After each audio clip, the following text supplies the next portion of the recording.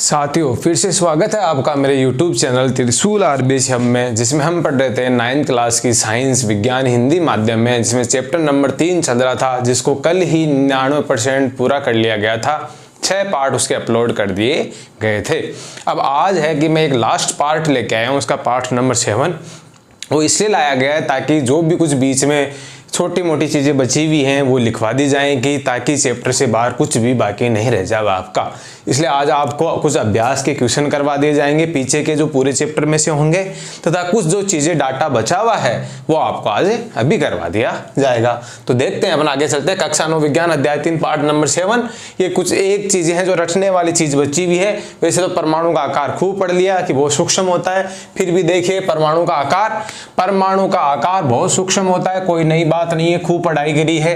परमाणु की त्रिज्या नैनोमीटर में मापी जाती है। ये क्वेश्चन आ सकता है आपके कि किस कोटि में मापी जाती है। परमाणु की त्रिज्या इतनी छोटी होती है कि मीटर वगैरह में मापना उचित नहीं रहता है, बहुत ही छोटा होता है परमाणु। तो नैनोमीटर में याद रखोगे, नैनोमीटर में। तो नैनोमीटर याद भी कर लेते हैं कि 1 नैनोमीटर में कितने मीटर होते हैं, 10 की घात -9 मीटर होते हैं। बहुत ही छोटा होता है नैनोमीटर। मैं इसको हिंदी में लिख देता हूं, 1 नैनोमीटर का प्रतीक देखो, सिंबल क्या होता है, एन छोटा एम। 1 नैनोमीटर बराबर 10 की घात 9 मीटर। ये भी क्वेश्चन आ जाते हैं भाई आजकल एक नंबर में। तो याद रखना 1 नैनोमीटर में 10 की घात -9 मीटर होते हैं। याद हो गया। आगे चलते हैं।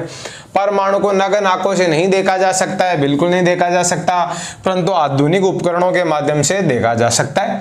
आजकल आधुनिक उपकरण है, जैसे एक उपकरण का नाम है इलेक्ट्रॉन सूक्ष्मदर्शी।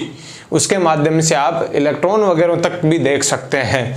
आ जाइए। अब एनसीईआरटी ने, आपकी बुक ने कंपैरिजन करने के लिए कुछ पदार्थों का आकार दिया हुआ है कि इसकी त्रिज्या इतनी होती है, तो वो थोड़ा सा ध्यान रख लेना। रटने वाली चीज़, ये चीज़ को समझ नहीं सकते आप। तो आ जाइए, इधर तो है पदार्थों के नाम है और उधर इन पदार्थों की त्रिज्या दे रखी है, यानी इन पदार्थों को लिया और इनकी त्रिज्या माप ली गई। त्रिज्या आप जानते हो त्रिज्या क्या होती है। यदि ये कोई वृत्त है तो इसके केंद्र से लेकर परिधि तक की दूरी क्या होती है, त्रिज्या। तो त्रिज्या मापी गई है। तो देखो हाइड्रोजन परमाणु की त्रिज्या कितनी है, 10 की घात -10 मीटर। बहुत, जितनी ज़्यादा घातें माइनस में होती है, ध्यान रखना मैथमेटिक्स, तो जितनी ज़्यादा घातें माइनस में होती है वो चीज़ उतनी ही ज़्यादा छोटी होती है।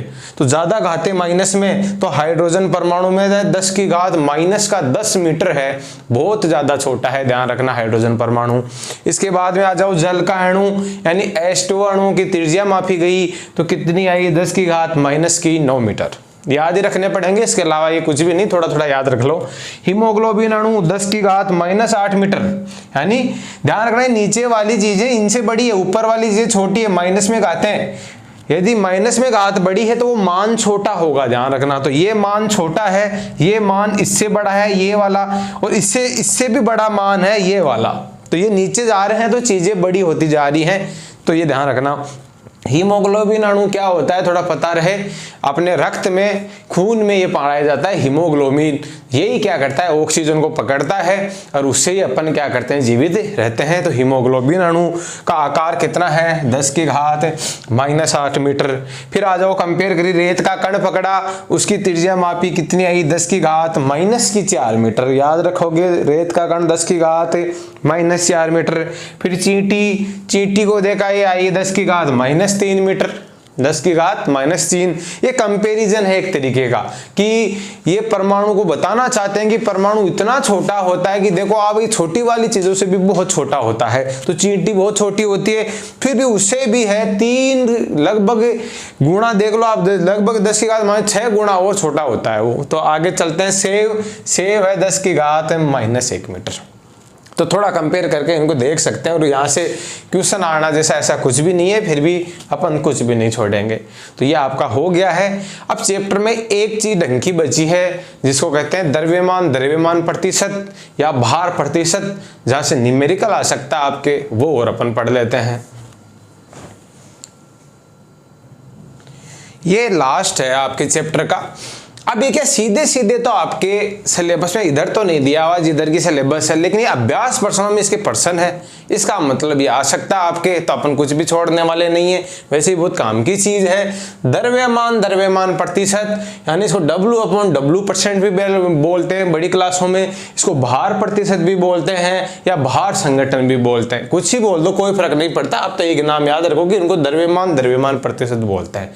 ये होता क्या है, बहुत ईजी है, मैं आपको समझा देता हूं, बहुत ईजी, एक बार समझ लो। ये कोई पात्र है, इसमें A है और B है, ठीक है, कैसे निकालते हैं अभी बता दूंगा। मान लो ये 10 ग्राम मिलाया आपने, A 10 ग्राम लाए उठा के इसमें डाल दिया पात्र में, और B डाल दिया 40 ग्राम, ये लीजिए कितना 40 ग्राम, समझना है।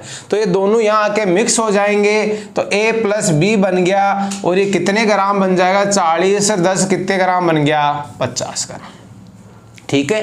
ये अवयव A है, अवयव बोल दो, इसको घटक बोल दो, मैंने सिखा रखा है, अवयव बोल दो, घटक बोल दो।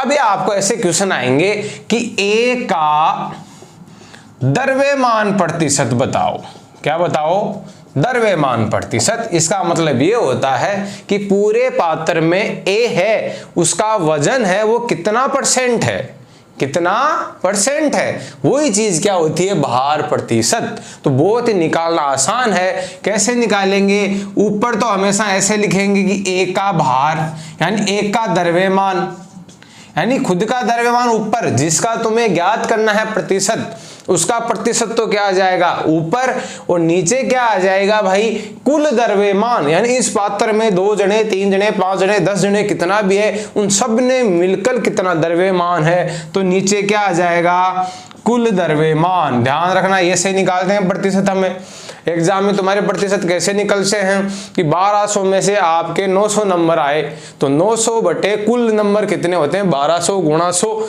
तो बस हो गया प्रतिशत। तो यहाँ प्रतिशत निकालने के लिए किससे गुणा करना पड़ता है, 100 से। तो बस सीधी सीधी लैंग्वेज समझ लो कि जिसका भी भार प्रतिशत निकालना है, जिसका भी द्रव्यमान प्रतिशत निकालना है, W/W% निकालना है, जिसका निकालना है उसका द्रव्यमान ऊपर बटे यानी भाग में आ जाएगा, कुल द्रव्यमान उस पात्र में सब कुछ वहां आ जाएगा, और गुणा कर दोगे किससे, 100 से, तो तुम्हारा काम हो जाएगा प्रतिशत। तो यह निकाल के देखते हैं, एक का द्रव्यमान कितने ग्राम है, 10 ग्राम, टोटल द्रव्यमान कितना है, तो 10 और 40 50 ग्राम है, और गुणा किससे कर दोगे, 100 से। अब देखो इसको काट के देखो, देखें कितना % आया, 20% आ गया, ये लीजिए। तो इसका अर्थ क्या है 20% का, इसका मतलब है इस पात्र में जो भी द्रव्यमान स्थित है उस द्रव्यमान का 20% अपना A स्थित है। तो बोला 20% A स्थित है, तो बाकी बचा हुआ कौन है, तो बाकी एक जना ही है B, तो इसका मतलब 80% कौन है इस पात्र में, B स्थित है। अब आप B के प्रतिशत निकाल के देख लो, 80% निकल के आएगा। तो चलो अब B का प्रतिशत, द्रव्यमान प्रतिशत निकालता हूं मैं, B का द्रव्यमान प्रतिशत। तो B का द्रव्यमान कितना है, B कितना मिलाया भाई, 40 ग्राम, टोटल द्रव्यमान कितना है, 50 ग्राम गुणा 100, तो 50 2 40 को 2 से गुणा किया, कितना % आया रे, 80%। ये देखिए बस बहुत आसान है। तो द्रव्यमान प्रतिशत निकालना हो तो जिस घटक का निकालना हो उस घटक का द्रव्यमान ऊपर कर दो, नीचे कुल द्रव्यमान लिख दो, गुणा 100 से गुणा कर दो, तो आपका क्या निकल के आ जाएगा, द्रव्यमान प्रतिशत। तो अपन इसका एक अच्छा सा फॉर्मूला लिख लेते हैं, फिर जो आपके अभ्यास प्रश्न में क्वेश्चन दिया गया है वो कर लेते हैं, तो आपके आराम से समझ में आ जाएगा। तो आप फॉर्मूला लिखिए,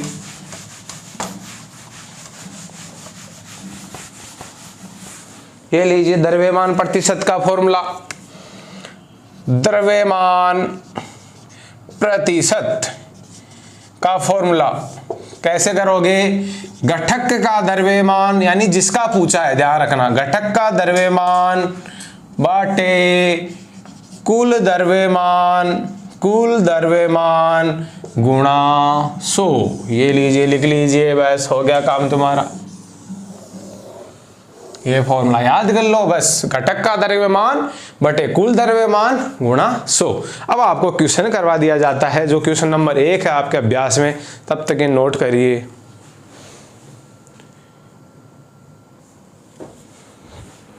अभ्यास का पहला ही प्रश्न है, बहुत ही मजेदार क्वेश्चन है, तो देखिए आ जाइए क्या कहता है, ये सुनते हैं ध्यान से फिर करते हैं। 0.24 ग्राम, ये जी है ग्राम, ऑक्सीजन व बोरोन से युक्त यौगिक में, यानी कोई एक यौगिक है जिसमें ऑक्सीजन और बोरोन दो जने हैं, ठीक है, दो जने हैं, और उस यौगिक का वजन, ये टोटल यौगिक का वजन दे दिया है कितना, 0.24 ग्राम। तो अपन यहाँ लिख लेते हैं ताकि तुम्हें बोर्ड के अनुसार पता, ये आपके एग्जाम में कैसे करना है कि आपको क्या क्या दिया हुआ है। तो कुल द्रव्यमान दिया हुआ है ये भाई, सही बात है कि नहीं, पूरे यौगिक का द्रव्यमान दे दिया बनाने के बाद, तो वो कौन सा द्रव्यमान है, कुल द्रव्यमान कितना है, 0.24 ग्राम। ओके, में 0.096 ग्राम तो बोरोन है इसमें, बोरोन कितना है, बोरोन का द्रव्यमान अलग से दे दिया, तो बोरोन का द्रव्यमान कितना दिया है, 0.096 ग्राम, एवं 0.144 ग्राम ऑक्सीजन है। तो ये लीजिए ऑक्सीजन का द्रव्यमान भी दे दिया तुम्हें, ऑक्सीजन का द्रव्यमान यानी दोनों घटकों का अलग अलग भी दे दिया, वो जो चाहिए अपन को परसेंटेज निकालने के लिए 0.144 ग्राम है। तो यौगिक का प्रतिशत संगठन बताना है, वो भारात्मक रूप से परिकलित करना है। ये थोड़ी सी हिंदी टफ लग सकती है, बाकी ऐसा कुछ भी नहीं है, कह रहा है प्रतिशत निकालना है और भार वाला प्रतिशत निकालना है। तो बात वही है, द्रव्यमान प्रतिशत बताना है आप लोगों को, और दोनों का ही बताना है, यानी पूरा परिकलन करना है, मतलब दोनों का बताना है। बहुत ईजी। चलो यहाँ से शुरुआत करते हैं। पहले किसका परसेंट निकालूं, बोरोन का निकाल लें या कुल तो पहले बोरोन का निकाल लेते हैं। चलो बोरोन का द्रव्यमान प्रतिशत ऐसे लिखा करो एग्जाम में, जिसका निकाल रहे हो तो ऊपर तो किसका द्रव्यमान आ जाएगा, बोरोन का द्रव्यमान आ जाएगा। मैंने कहा ना अवयव का द्रव्यमान ऊपर, तो जिसका निकाल रहे हो उसका द्रव्यमान ऊपर, नीचे क्या आ जाएगा, कुल द्रव्यमान, और गुणा किससे कर दोगे रे, 100 से। चलो बोरोन का द्रव्यमान बताओ 0.096 और कुल द्रव्यमान कितना है 0.24 और गुणा किससे करोगे 100 से। अब इसको बस सोल्व करना है, सोल्व ज्यादा इतना हार्ड नहीं है। ये पॉइंट्स हटा लिया करो, तुम्हारी ज्यादा दिक्कत आए तो इसका पॉइंट हटाऊंगा तो क्या बन जाएगा 96 बन जाएगा, 0096 तो 96 रह जाएगा, गुणा ये 100 तो ऊपर है ही पहले से, ये 24 नीचे। तो क्या पॉइंट हटाया, तो पॉइंट ऐसे डायरेक्ट थोड़े ना हटा सकते हैं, जैसे देखो थोड़ी सी मैथ सिखा देते हैं। ये इसका पॉइंट हटाया तो पॉइंट की जगह दूसरी तरफ, यानी ऊपर का पॉइंट हटा रहा हूं तो नीचे की तरफ पॉइंट की जगह तो 1 आता है, 1 आ गया।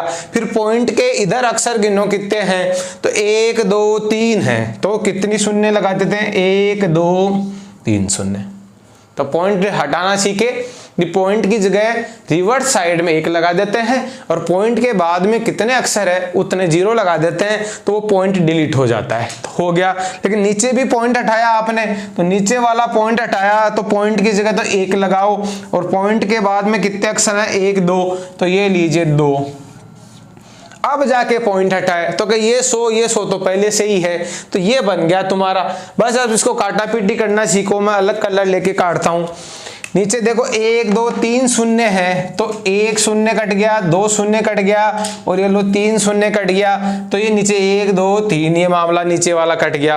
अब क्या बचा है तुम्हारे पास 96 इंटू यहाँ बचा 10 यानी 10 और यहाँ बचा 24। अब 24 का आ गया तो सीधा देख लो यार, ऐसा आपको काटना आता है तो काटो इसको, 2 से छोटा कर लो, 4 का भी भाग जा रहा है, 6 का देख लो, लेकिन 2 से छोटा कर करके देख लो, 2 का भाग आसान से जाता है। 2 का भाग दिया 96 में कितना आया, आधा कर दो, 96 का आधा कितना होता है 4 8 48, 24 का आधा कितना होता है 12, कैलकुलेशन सिखा रहे हैं थोड़ी सी। 48 का आधा कितना होता है 24, 12 का आधा कितना होता है 6, अब 6 का भाग 24 में सीधा ही जा रहा है, 6 चौक 24, तो 4 आया और 4 गुणा 10, तो ये आ गया तुम्हारे उत्तर आ गया 40% आ गया। कितने परसेंट आ गया? 40%। तो इसका अर्थ क्या है कि जो ये तुमने यौगिक लिया है ना, इसमें 40% भारात्मक रूप से कौन उपस्थित है? बोरोन उपस्थित है। अगले वाला आंसर तो ऐसे ही बता सकते हो कि 2 ही जने हैं इसमें, तो दोनों जने अपना 100% रखते हैं, एक जना 40% है बोरोन, तो अब ये जो ऑक्सीजन है वो कितनी परसेंट हो जाएगी? 60% हो जाएगी। बट अपन तो कैलकुलेट करके भी देंगे उसको यदि एग्जाम में आया है तो ये 40% उत्तर आ गया। ऑक्सीजन वाला पक्का कितने परसेंट आएगा? 60% आंसर आएगा। तो ये नोट कीजिए आप। फिर मैं अगला करता हूं, ऑक्सीजन का प्रतिशत। मैं इसको मिटा रहा हूं। आपको जो कुछ भी लिखना हो वीडियो पॉज करके लिख लिया करो, और एक कैलकुलेशन खुद रफ कॉपी में करें 2 बार, अपने आप पता चलने लग जाएगी कैसे करते हैं। आ जाइए, अब क्या निकाल रहे हैं अपन? ऑक्सीजन का द्रव्यमान प्रतिशत। ये लीजिए, ऑक्सीजन का द्रव्यमान प्रतिशत निकालना है मेरे।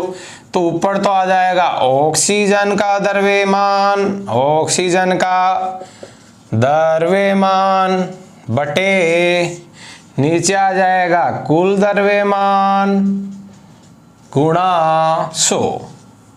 ऑक्सीजन का द्रव्यमान कितना दिया है? 1.144 इंटू ये 100 है ही है। कुल द्रव्यमान कितना है? 0.24। चलो पॉइंट हटाने वाली प्रैक्टिस फिर से करो। पॉइंट हटाया 144, 100 है ही है, नीचे पॉइंट हटाया 24। अब ऊपर वाला पॉइंट हटाया तो नीचे कितने आएंगे? 1000, और नीचे वाला पॉइंट हटाया तो ऊपर कितना आएगा? 100। कैसे आया? पता चल गया, सिखाया हुआ है। इस पॉइंट की जगह 1 आया, 3 अक्षर गिने तो 1 2 3 बिंदु लगा दिए, 0 लगा दिए। इसको देखो, पॉइंट की जगह 1 आया, उसके बाद 2 अक्षर है तो 2 बिंदु 2 0 लगा दिए। ये लीजिए, थोड़ा सॉल्व हो गया। अब काटते हैं इनको। 1 बिंदु 2 बिंदु 2 बिंदु 1 बिंदु 1 बिंदु, यानी ऊपर 10 बच गए, बाकी तो खत्म हो गया। वही इसको थोड़ा भाग दो। देखें छोटे, यदि ज्यादा बड़ी संख्याओं का भाग आपको पता नहीं है तो छोटे से देख लिया करो। 2 से काट दो। ये 144 का आधा कितना होता है? 72। इसके कितना होता है? 12। और अब 12 का भाग ही जा रहा है वैसे तो, लेकिन तुम वैसे 2 से छोटा करके देख लो। 36, 6, अब 6 का गया 6 बार, तो ऊपर बचा 6 10, 6 10 कितना हो गया? 60%। ये लो, मैंने पहले कहा था ये 60% आएगा, क्योंकि यदि 40% बोरोन है तो 60% कौन होगा? ऑक्सीजन होगा। तो ये बाहर वाला क्वेश्चन मैंने अच्छे से आपको बता दिया है। पहला ही क्वेश्चन है, कहीं भी आए तो कोई दिक्कत नहीं है। नोट कीजिए इसको, बाद में कुछ बच्चे वे प्रश्न कर लेते हैं 1-2। ये क्वेश्चन नंबर 6 है आपका, ये करवा देते हैं आपको। इसमें क्या पूछा है? निम्नलिखित पदार्थों के मोलर द्रव्यमान ज्ञात कीजिए। चीजों को ध्यान से पढ़िए। मोलर द्रव्यमान मैंने कल ही समझाया था अच्छे से। जिसको मोलर द्रव्यमान नहीं पता हो वो कल वाली क्लास देख ले, वो समझ में आ जाएगा। मोलर द्रव्यमान का मान आणविक द्रव्यमान की तरह ही निकाला जाता है। आणविक द्रव्यमान में लास्ट में उत्तर है वो AMU में या U में आते हैं, और मोलर द्रव्यमान में जो लास्ट में उत्तर आते हैं निकालते वैसे ही हैं, बस उत्तरों में ग्राम पर मोल लगा देते हैं, ग्राम बटे मोल लगा देते हैं, तो वो मोलर द्रव्यमान बन जाता है। तो निकालने का तरीका वही है, वही वो आपको टेबल याद होनी चाहिए कि किसका द्रव्यमान कितना होता है। आ जाइए, एथाइन C2H2 का मोलर द्रव्यमान चाहिए तो बहुत ही आसान। 2 कार्बन है, देखो 2 कार्बन है, एक कार्बन का द्रव्यमान कितना होता है? 12। मैंने निकालना सिखाया था। इसको ऐसे डब्बे में बंद कर देते हैं, ब्रैकेट लगा देते हैं, प्लस 2 हाइड्रोजन है, यानी एक हाइड्रोजन का द्रव्यमान 1 होता है। कितने हाइड्रोजन है? 2 हाइड्रोजन है।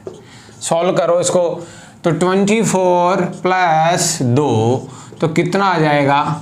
26।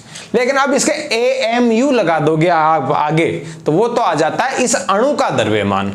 लेकिन यहां पूछा मोलर द्रव्यमान, 1 मोल पदार्थ का द्रव्यमान, तो यहां AMU मत लगाओ आप, यहां ग्राम बटे मोल लगा दो तो तुम्हारा आंसर सही हो जाएगा।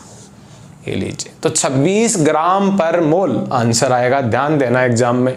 सल्फर अणु, ये देखो यहाँ दिक्कत क्या है, इसने तो सल्फर अणु लिख दिया, यहाँ इसका वो लिखा ही नहीं सूत्र कि भाई कितना। तो सल्फर अणु तो मैं पूरे चैप्टर में पढ़ाया है कि सल्फर का अणु होता है 8 सल्फर एक जगह रहते हैं, यानी S8 मिलके सल्फर का अणु बनाते हैं। तो ये बहुत ही इंपॉर्टेंट है। तो पहले तो तुम्हें इसका फॉर्मूला ही पता होना चाहिए था, S8 मैंने कई बार बता दिया है, ये बहु परमाणु का अणु है। इस अणु की परमाणुकता 8 होती है, 8 सल्फर एक साथ रहते हैं, तो S8 का मोलर द्रव्यमान बताना है।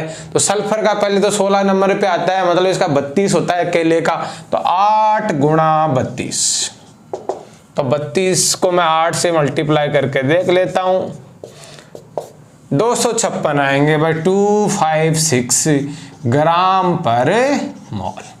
ये लीजिए आंसर ऐसे। तो ये थोड़ा सा ध्यान रखना, ये इंपॉर्टेंट है। सल्फर अणु, फास्फोरस अणु भी बताया था। अरे फास्फोरस अणु में फास्फोरस कैसे रहता है, P4 के रूप में, 4 फास्फोरस एक साथ रहते हैं। तो P4 फास्फोरस 15 पे आता है, तो 31 होता है, 31 होता है इसका। तो 4 गुणा 31 को 4 से मल्टीप्लाई कर लिया, 124 आ गया। तो 124 ग्राम पर मोल। तो देखो आपका पढ़ा हुआ नॉलेज आपको कैसे काम में आता है, ये चीजें आपको पहले से ही पता होनी चाहिए थी कुछ। HCl तो सिंपल है, एक हाइड्रोजन एक द्रव्यमान होता है, एक क्लोरीन है, क्लोरीन का तो बहुत ही रटवाया हुआ है, 35.5 होता है। तो 1 + 35.5 आ गया, तो ये हो गया 36.5 ग्राम पर मोल। ओके, HNO3 आ जाइए, 1 गुणा 1 यानी हाइड्रोजन का काम निपटा, नाइट्रोजन का 1 गुणा 14 होता है नाइट्रोजन का, प्लस ऑक्सीजन का कितना होता है रे, ऑक्सीजन का कितना होता है 16 गुणा कितने ऑक्सीजन है 3 ऑक्सीजन। तो आ जाइए 1 + 14 + 48 जोड़ लो, 48 और 15 63 आ गया। ये लीजिए सारे के आंसर आ गए।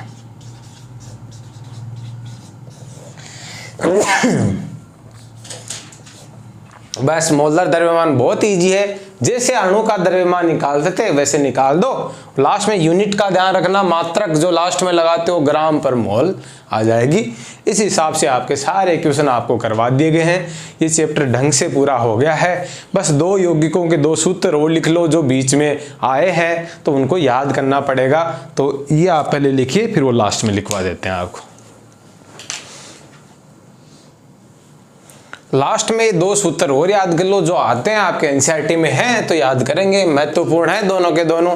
देखो कुछ केमिकल ऐसे हैं, कुछ रसायन ऐसे हैं जिनके घरेलू नाम हैं, तो वो 2 इंपॉर्टेंट यहाँ आ रहे हैं, तो जो आपको रटने चाहिए, क्योंकि ये कंपटीशन में भी आते हैं, या 9th क्लास में भी आते हैं, 10th में भी आएंगे।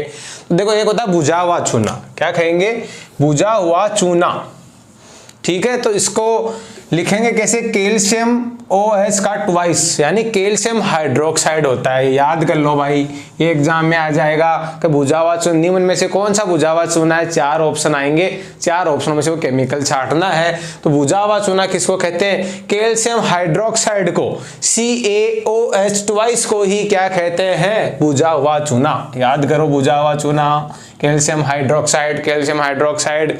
एक आता है बेकिंग पाउडर, यानी खाने वाला सोडा, दोनों एक ही नाम है, बेकिंग पाउडर, खाने वाला सोडा, ये रसोई में मिलता है, आपकी रसोई में मिल जाएगा।